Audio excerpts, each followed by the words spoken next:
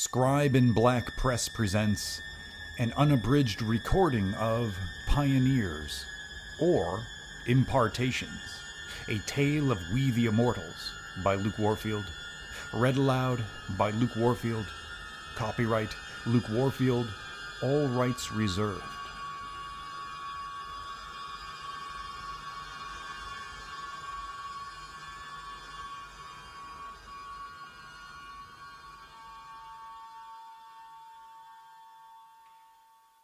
Part 2. A coach idled out front. The squire's youngest son, Merritt, a sturdy youth of 14 and mirror image of the founder's third wife, stood sentry at the door, issuing a long, deep bow when the Wheelers exited the house. "Good evening, Merritt," said Mrs. Wheeler. "Good evening, Mrs. Wheeler, and Mr. Wheeler." "Merritt," said Mr. Wheeler with a grin. "Good to see you again, lad." The sky was bright indeed, the moon full and white, like a scorching angel had sent among the great host of stars winding across an otherwise impenetrable darkness. Truthfully, everything was so luminous that Mrs. Wheeler questioned the need for a lantern. The boy opened the coach door and helped Mrs. Wheeler up, and shook hands with Mr. Wheeler before he leaped aboard himself. Once the passengers were stowed, the boy closed the door and climbed into the driver's box, leaving the Wheelers in a deep and unsettling blackness. When Mrs. Wheeler went to draw the curtains away, she found they had been nailed in place, and so strictly that not the hoary sliver breached the compartment. "Guess they don't want us knowing the route," said Mr. Wheeler, an edge of disquiet in his tone. The coach suddenly jolted, and Mrs. Wheeler felt the conveyance move, pulled through space by disembodied hooves timed to a slow gait. "O great 70 above, clip-clop, clop-clip, please hear my cry, grant my petitions this night. Clip-clop, clop-clip, preserve our lives and embolden our courage. Clip-clop, clop-clip, the sound of Fouke chattel at work in the fields. A whip cracked somewhere. Oaths and curses. Clip-clop, clop-clip, grant us victory. Clip-clop, clop-clip." Mr. Wheeler took her hand in his. She squeezed with all her strength, and he jerked away. "Easy." She was trembling all over, visions of death reeling in her mind without governance. There she and Sonny lay before the feet of the founding families, two gray and mortis-bound figures, withered like the desiccated husks of ancient insectoids unearthed. Clip-clop, clop-clip. "No, 'twas all a lie. Hearsay. The Bakers live. Clip-clop, clop-clip. Safe in New Belmark. The squire does not lie. Clip-clop, clop-clip. When would it end? Why the slow, torturous march? Why the nailed curtains? The vestments? The darkness? Why couldn't they? Clip-clop, clop-clip. Mrs. Wheeler gripped her face, bracing to scream. Clip. The coach stopped. When the door opened, the Wheelers nearly jumped out of their robes, for they were, with the utmost confidence, expecting to see Merritt's amiable face upon exiting. What loomed in its place was like something out of a dark dream. Before them stood a man, clad in the same brown vestments as themselves. A cloth sheet with two eye-holes obscured the man's face, and upon his head there arose a tall, pointed cap some 3 feet high like a giant cone. In the man's left hand he carried a lantern, whilst the other, the right, was extended towards the passengers, palm upturned. "Sonny, Garnet, welcome," said the man, though Mrs. Wheeler did not recognize the voice to whom it belonged. Perhaps one of the squire's deputies? She failed to place it.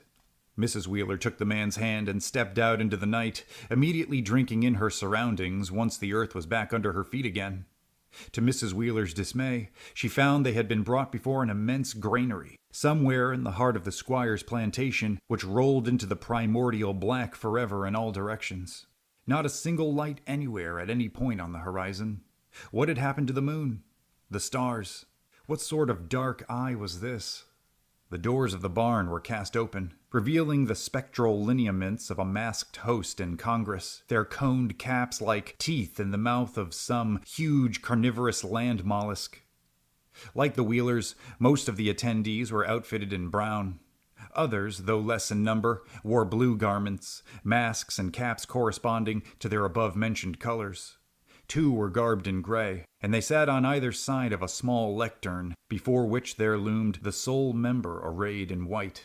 Yes, Mrs. Wheeler knew who the White Wizard was without a doubt in her mind. It was Tadlock's inceptor, its inventor, its icon.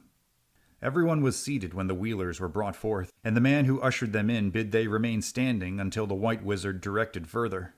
The White Wizard was in the middle of an oration, but his audience was now looking at the newcomers and whispering amongst themselves.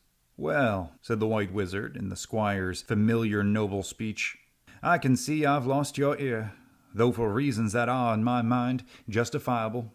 I suppose we ought to dispense with the jubilant occasion to which we are called here. Sonny, Garnet, would you come forward, please?" The Wheelers obeyed and approached the podium, the eyes of the magician like twin oblivions drawing them hitherto against all powers of will. Mrs. Wheeler kept her own eyes lowered, unable to look into that colliginous mien. "Fellow pioneers, neighbors, friends," the White Wizard began, "it is an honor, indeed my great pleasure, to initiate these two wonderful persons who, like all of us, have forsaken ties to kith and kin for a greater glory. You have spent the last year observing their character, and, by unanimous vote, found them worthy to join our body of peers. Therefore, we hereby receive Sonny and Garnet Wheeler as members of the Tadlock chapter of Wizards. Let us administer the impartation and ratify this induction in a manner befitting those of the way." The White Wizard issued a nod to the Greys, and they stood and walked into the darkness and vanished. Mrs. Wheeler's heart banged. The time had come at last, the hour of their trial. "All of our hopes, everything we've dreamed." A moment later, the Grey Wizards returned, and they were not alone. The leader of them carried a silver chalice, of which he handed over to the White Wizard before stepping aside for his associate in tow.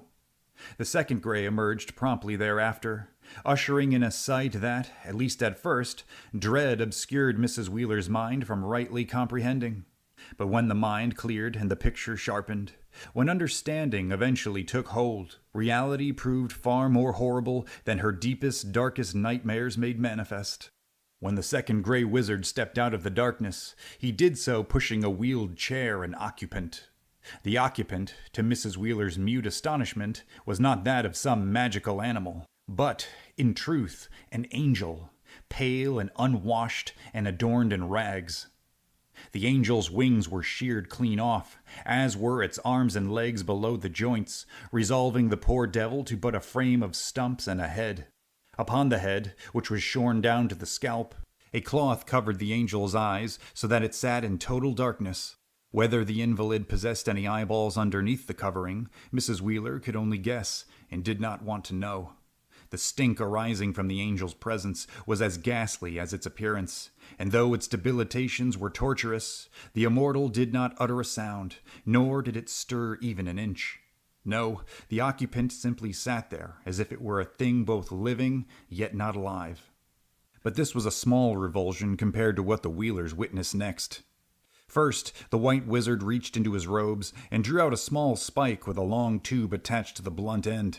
He approached the angel and began caressing the top of its bristly scalp as if it were some kind of queer yet beloved pet. After a half-minute of this, he nodded to the Grey Wizards, who held the invalid down by its stumps, allowing for the spike to be inserted into what remained of the angel's upper left arm. The angel let out a pneumatic gasp at point of contact with the spike, and Mrs. Wheeler's knees buckled. "Easy," Sonny whispered, bracing her upright. "Strength, wife. Strength. Be strong and courageous." Taking the free end of the tube, the White Wizard placed it into the chalice, which promptly began to fill the receptacle with a golden liquid radiating light. As the liquid increased in measure, the White Wizard resumed his stroking of the angel's scalp, speaking softly to it in a tongue that Mrs. Wheeler could only determine to be the language of that otherworldly race. Where, when, or by what means the White Wizard had learned the Angru speech was a mystery all its own. Once the chalice was full, the White Wizard removed the spike and left the angel to the care of the Greys, and they wheeled their charge forthwith back into the elemental shadow from whence they came. The White Wizard turned and thrust the chalice up before all, the golden liquid therein aglow like a spawning bed of fireflies caught mid-frenzy. "The birthright of man," he said with an impassioned cry. "That which was stolen," the congregation returned. "That which was lost. That which shall be reclaimed." Mrs. Wheeler was beside herself. Sonny had promised. A prayer. Not this. Not like this. Mrs. Wheeler backed away. "What are you doing?" said Mr. Wheeler. "I can't, son. It's all wrong." Mr. Wheeler seized her by the shoulders again. She tried to pull away, but his grip tightened, and his strength was far greater than hers. "You will do it," he said, seething through his teeth. "It's not like you said." "Sonny," the White Wizard cut in. He was beckoning them. It was time. Mr. Wheeler heaved Mrs. Wheeler towards the White Wizard, keeping an iron-fisted grip on her person the entire time. "No, I don't want it. Please." But Mr. Wheeler heeded none of it. He snatched Mrs. Wheeler by the hair, and the White Wizard drew forward and pressed the cup to her lips, and the blood's coppery pong curled into her nostrils, hot and foul and arresting. Mrs. Wheeler clamped her eyes and mouth shut, twisting, turning, lurching until the chalice pulled away. But her resistance was short-lived, for in the next moment she was completely overwhelmed when the two gray wizards reappeared from the depths. Mrs. Wheeler's head flung back, and someone pinched her nose, forcing her mouth open with a gasp. It was there, in that half-spell, subdued and helpless, she beheld the greatest horror of all her short life. Above, among the dusty crossbeams, a pair of human heads dangled in space. They peered over the congregation with clouded eyes, slitted and lazy, like blind apocalyptic prophets in wait for a sign. Liver-colored tongues protruded through their purpled lips, and what was left of the skin was shrunken and ashy and moldering. Despite death's disfigurement, Mrs. Wheeler recognized them right away. It was Vic and Lily Baker. Mrs. Wheeler doubled to scream, but before so much as a peep was forthcoming, the White Wizard poured into her mouth a liberal dose of the golden fluid. A hand gripped her chin and shoved her jaw upwise and held it thusly until she swallowed every particle of the solution to the last drop. The tart liquid went down sharp as moonshine, and when it was over, the men released her, and she stumbled as one drunk in a coughing fit. But Mrs. Wheeler was far from drunk. What she experienced in the moments succeeding was something more like sobriety of the highest form, and it struck her like a thunderbolt. Health, strength, clarity. They flowed through her complete being, setting every one of her faculties on fire, and endowing her spirit with an authority unlike anything she had ever known before. Edges appeared sharper, colors more vivid, emotions enhanced. In that moment, Mrs. Wheeler believed she could command the mountains, and whatever it was she so desired the mountains to do, so would it be done according to her word and will, the impartation. This wasn't death, but life, life and life abundant. "Our people say the cause is lost," the White Wizard continued, dispensing the drink to Mr. Wheeler. "And yet without the power of the birthright, it is humanity who is lost. I have gathered you here because you, like the others, are the best in your trade. A vocation imperative to our grand vision, the building of a true city of tomorrow. With power we have bent the land to our will. With prowess we will erect the safest, wealthiest, healthiest community our civilization has ever seen. And then, perhaps, some day, indeed if not soon, as we have unlocked the secret of the land, so shall we unlock the secret of the angels." The gray wizards approached Mr. and Mrs. Wheeler again, this time tying cloth masks over their faces and placing the coned caps upon their heads. The masks were made of linen and fragranced with a crisp, brand-new smell. "Now that you have received but one of many future impartations," said the White Wizard in a tone of the utmost severity, "heed these words always. Never partake more than a sample. Never fall prey to the lust. Remember this. Write these instructions upon your heart, lest ye suffer the same fate as our friends who ignored wisdom and were carried off for their folly. Lean on their example when temptation arises." As the White Wizard said these things, he gestured to the bakers above, and all present gazed upon the warning they embodied. Mrs. Wheeler looked also, and she was no longer afraid. At length, the Wheelers were directed to the two empty chairs among the other Browns, and they took their places there without scruple. Mrs. Wheeler buzzed from soles to scalp, every moment, every twitch of her fellows when observed, for she was, presently, living in a state of unadulterated alertness, a transcendence of human limitations. The brown wizard beside her reached out and pinched the back of her arm, and she turned and saw kind eyes squinting at her through the peepholes. Mrs. Wheeler smiled back. The wizard turned away to their high priest at the podium, who was already in the middle of a new discourse.